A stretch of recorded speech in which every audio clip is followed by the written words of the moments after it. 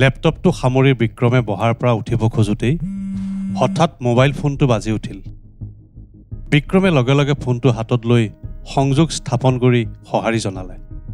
বিক্ৰম, তুমি এতিয়াই চহৰলৈ যাব লাগিব। আনটো মূৰৰ পৰা কোনোবাই ক'লে। চহৰলৈ যাবলৈ মই সাজু হৈয়ে আছোঁ, এতিয়াই যাম। সুশানে মোক সকলো কৈছে, বিক্ৰমে ক'লে। সুশানে কৈছে নেকি? মই সুশানক কৈছিলোঁ, সুশানো যোৱাৰ কথা আছিল, কিন্তু তেওঁ যাব নালাগে, তুমি অকলে যোৱা। ঠিক আছে। বিক্ৰমে টেবুলৰ বয় বস্তুবোৰ সামৰি কোঠাৰ পৰা ওলাল। অফিচৰ সন্মুখত ৰৈ থকা ৰেঞ্জ ৰ'ভাৰ গাড়ীখনত উঠি বিক্ৰম মুহূৰ্ততে সেই ঠাইৰ পৰা আঁতৰ হ'ল। চহৰত এজন বিশেষ ব্যক্তিক বিক্ৰমে লগ ধৰিব লাগে। তেওঁ কিবা বিশেষ খবৰৰ যোগান ধৰিব। কাম বিশেষ একো নাই, কিন্তু সেই কামেই অতি গুৰুত্বপূৰ্ণ। বিক্ৰমে চহৰৰ যিজন ব্যক্তিক লগ পাবলৈ আহিছে তেওঁ এগৰাকী অৱসৰপ্ৰাপ্ত পুলিচ বিষয়া। তেওঁ অতি বিচক্ষণ, সুদক্ষ, কৰ্মপটু বিষয়া আছিল। দুৰ্দান্ত সাহসিকতাৰ বাবে তেওঁ ৰাষ্ট্ৰপতিৰ পদকো লাভ কৰিছিল। সম্প্ৰতি তেওঁৰ বয়স ৮০ৰ ঊৰ্ধত। দেশ সেৱা তেওঁৰ প্ৰধান কৰ্তব্য। প্ৰশাসনে এতিয়াও তেওঁৰ সহায় বিচাৰে।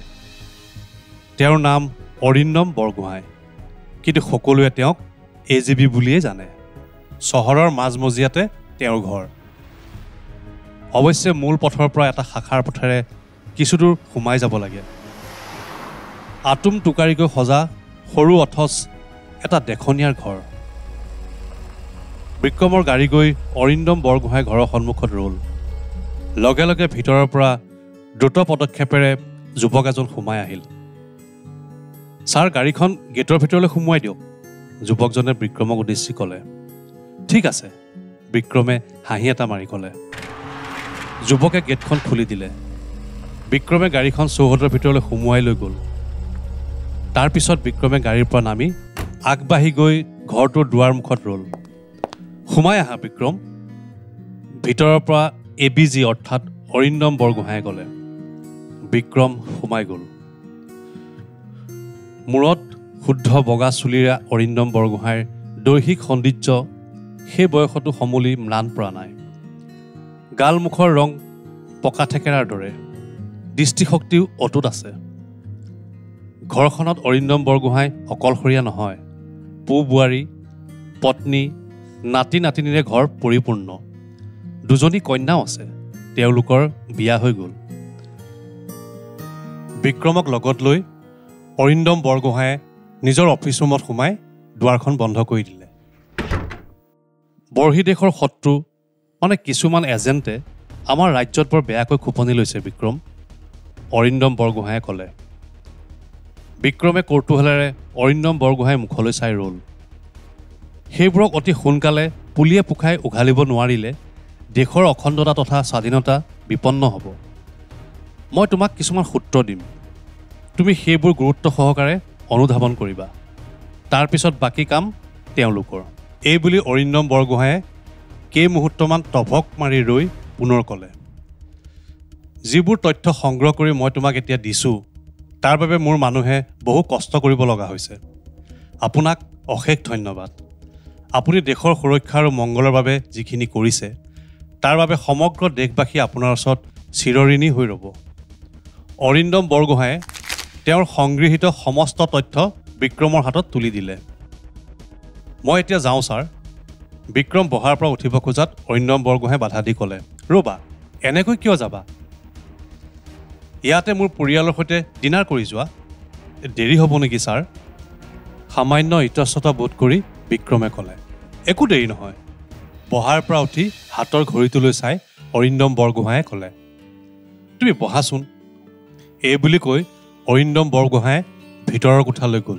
বিক্ৰমে নিজৰ হাতৰ ঘড়ীত সময় চালে। নিশা তেতিয়া ৮ বাজি গৈছে।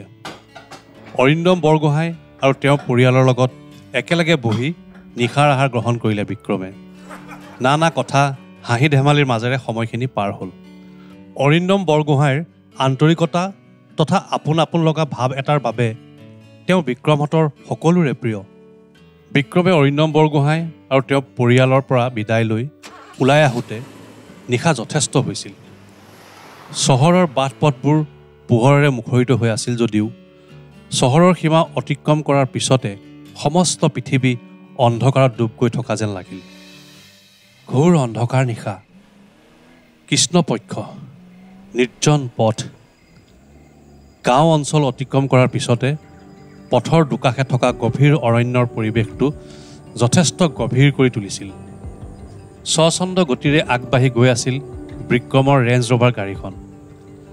বাটত গাড়ী মটৰৰ সিমান ভিৰ নাছিল। গাড়ীৰ মিউজিক ছিষ্টেমত বিক্ৰমে এটা পুৰণি হিন্দী গীত বজাই দিছিল। মে তো চলা জিধৰ চলে ৰাস্তা,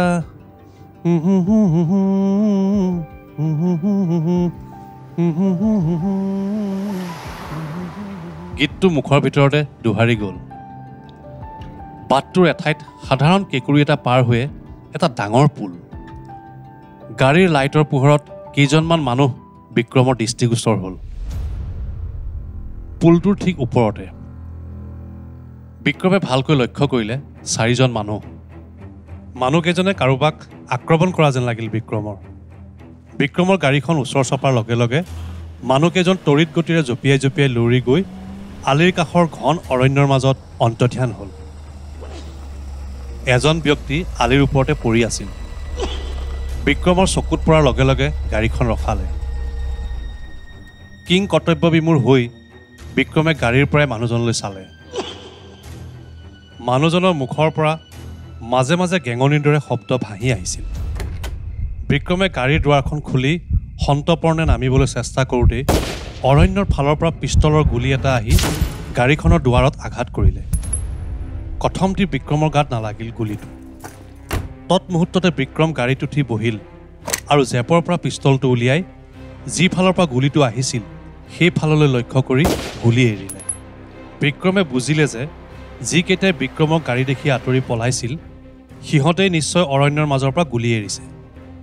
নিশ্চয় সিহঁতৰ উদ্দেশ্য ভাল নহয়। বিক্ৰমৰ আকস্মিক উপস্থিতিয়ে সিহঁতৰ উদ্দেশ্য চৰিতাৰ্থত নিশ্চয় কিবা বাধা জন্মাইছে। সিহঁতে গুলীওৱাৰ অৰ্থ বিক্ৰমক ভয়ভীত কৰি তোলা, যাতে বিক্ৰম শীঘ্ৰে সেই ঠাই পৰিত্যাগ কৰে। কিন্তু বিক্ৰম আঁতৰি নগ'ল। কেইটামান মুহূৰ্ত জঠৰ হৈ গাড়ীতে বহি থাকিল। গাড়ীৰ হেডলাইট আৰু বেকলাইট নুমুৱাই দিলে। লগে লগে সমস্ত ঠাইখন অন্ধকাৰে আৱৰি ধৰিলে। এইবাৰ বিক্ৰমে তেওঁৰ বাওঁফালৰ দুৱাৰখন খুলি সাৱধানে নামিল আৰু হাতত পিষ্টলটো অৰণ্যৰ ফালে টোঁৱাই তীক্ষ্ণ দৃষ্টি নিক্ষেপ কৰি ৰ'ল। কিন্তু ঘাৰ অন্ধকাৰত একোকে দেখা নাপালে।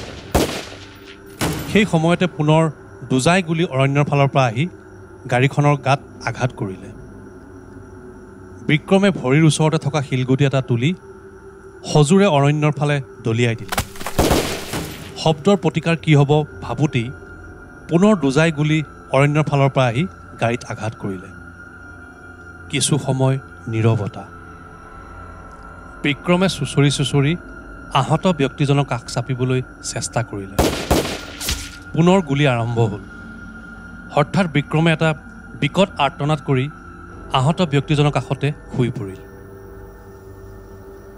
কিছু সময়ৰ বাবে পুনৰ নীৰৱতা। ক'তো কোনো শব্দ নাই। হাবিৰ মাজত লুকাই থকা মানুহকেইজন সন্তৰ্পণে এজন এজনকৈ ওলাই আহিল। সাৱধান, টৰ্চ নজ্বলাবি, এজনে আন এজনক সাৱধান কৰি দি ক'লে। গাড়ীখনত মানুহ এটাই আছিল হ'বলা। এটাই আছিল। তাৰ গাত বোধহয় গুলী লাগিছে, এজনে ক'লে। তথাপি সাৱধান, তাৰ হাততো পিষ্টল আছে।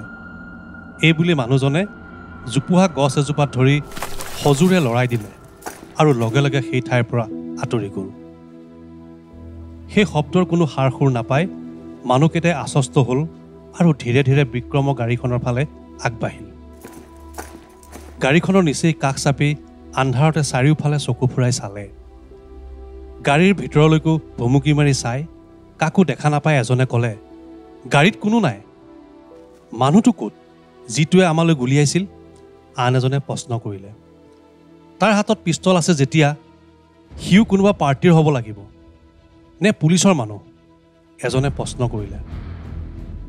হ'বও পাৰে গুলি খাই ক'ত পৰি আছে বিচাৰ তাক আটাইকেইটাই ইফালে সিফালে চকু ফুৰালে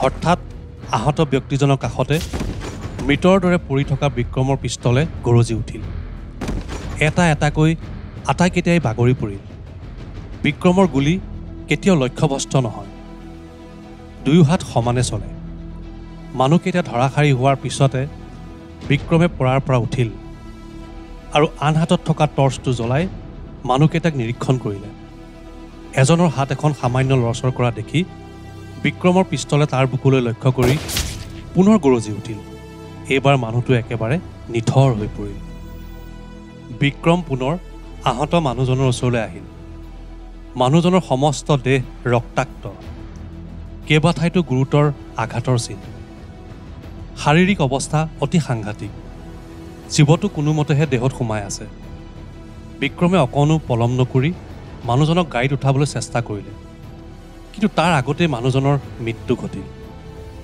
মানুহজনৰ হাতৰ ওচৰতে এটা সৰু ব্ৰিফকেছ পৰি আছিল বিক্ৰমে খন্তেক কিবা চিন্তা কৰিলে পিছ মুহূৰ্ততে মোবাইল ফোনটো উলিয়াই কাৰোবালৈ ফোন কৰিলে আন মূৰৰ পৰা কিবা নিৰ্দেশ আহিল বিক্ৰমে ব্ৰিফকেছটো হাতত তুলি নিজৰ গাড়ীলৈ উভতি আহিল নিজৰ চিটৰ কাষতে ব্ৰিফকেছটো থৈ গাড়ী ষ্টাৰ্ট দিলে দূৰৈত এখন গাড়ীৰ হেডলাইট দেখা পাই বিক্ৰম নিমিষতে সেই ঠাইৰ পৰা আঁতৰ হ'ল বিক্ৰমে নিহত বুলি ভাবি এৰি থৈ যোৱা ব্যক্তি চাৰিজনৰ এজন তেতিয়াও জীৱিত অৱস্থাত আছিল প্ৰাণৰ ভয়ত মৃতৰ দৰে অসাৰ হৈ পৰি আছিল বিক্ৰমৰ গাড়ীখন সেই ঠাইৰ পৰা আঁতৰি যোৱাৰ সময়তে মৃত তিনিটাৰ মাজত শুই থকা জীৱিত মানুহটোৱে লগে লগে বিক্ৰমৰ গাড়ী নম্বৰটো টুকি ল'লে পিছ মুহূৰ্ততে ঘড়ীৰ দৰে পিন্ধি থকা মিনিয়েচাৰ ৰেডিঅ' ট্ৰেন্সমিটাৰটোৱে কাৰোবাৰ লগত সংযোগ স্থাপন কৰি মুখৰ ওচৰলৈ হাতখন আনি হেহাই হেহাই ক'লে হেল্ল' হেল্ল' বছ মই কুমাৰে কৈছোঁ আমি এক ভয়ংকৰ বিপদৰ সন্মুখীন হৈছোঁ বছ আমি সাংঘাতিক বিপদৰ সন্মুখীন হৈছোঁ ৰোহিত বিষ্ণু আৰু জগতে প্ৰাণ হেৰুৱাইছে এক অজান আততায়ীৰ হাতত মই বাচি আছোঁ যদিও মোৰো অৱস্থা সংকটজনক প্লিজ বছ প্লিজ মোক উদ্ধাৰ কৰক আমাৰ অপাৰেশ্যন ঠিকেই আছিল বছ কোনো ক্ৰটি নাছিল আমি সেই ঠাইত আছিলোঁ বছ য'ত এজেণ্টটোক আক্ৰমণ কৰাৰ কথা আছিল